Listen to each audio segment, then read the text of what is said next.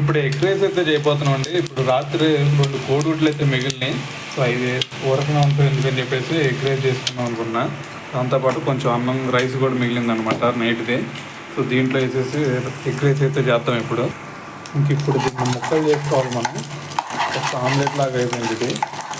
కొంచెం ముక్కలు చేసేసుకుంటే సరిపోతుంది ఇప్పుడు.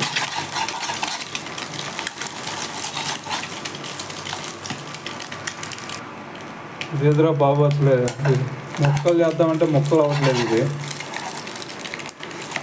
లేదంటే దీంట్లో కొంచెం పచ్చడి వేసుకొని ఆమ్లెట్ లాగా వేసుకొని తింటే బెటరేమో.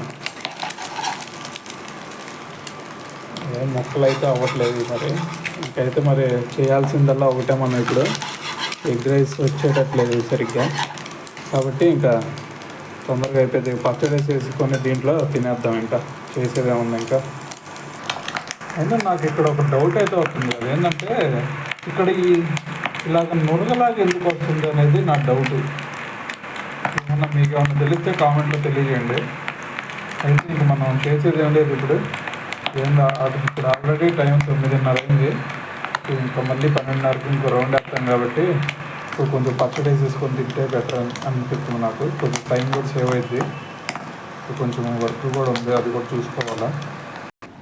ఇదిగోండి మనకు పచ్చడి ఉంది. సో దీన్ని అయితే వేసేసుకుని ఇవి తినేద్దాం రైస్లోకి. సో ఏదైతే ఏముంది లోపలికి వెళ్తాం కావాలా.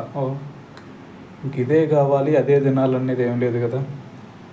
లోపలికి వెళ్ళి పూట కడవటం కావాలి అంతేగాని ఏది తింటే ఏమి మనకి. అయిపోయింది పచ్చడి. ఇంక వేసేసుకొని నువ్వు డ్రామా ఇంకా ఈ ఆమ్లెట్ కూడా వేసేసుకున్నాం దీంట్లో. ఆమ్లెట్ కాదు ఎగ్ రైస్ చేద్దామని చెప్పి దీన్ని అట్లా వేసేసాను నేను. ఏం చేస్తాం మరి, వంటలు నేర్చుకోవాలా మరి, రాకపోతే కష్టం అవుతుంది రేపైనా. సరే ఇంకే దీన్ని అయితే ప్లేట్లో వేసేసుకున్నాం. ఇదిగోండి ముక్కలు, ఆమ్లెట్ ముక్కలు కూడా దీంట్లో వేసేసుకున్నాం. ఇక తింటాం అయిపోయినట్టేక.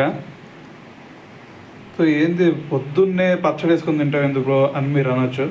ఏదో ఒకటండి లోపల పడితే చాలు. పూటకి ఏది తిన్నా సరే లోపలికి వెళ్ళిపోతే చాలు. ఇక అదే అరిగిద్ది, కొంచెం ఎనర్జీ వచ్చిద్ది, మన పనులు మనం చేసుకోవచ్చు తర్వాత. అంతే. ఇదే తినాలి అదే తినాలంటే ఏది కూడా పెట్టుకోకూడదు.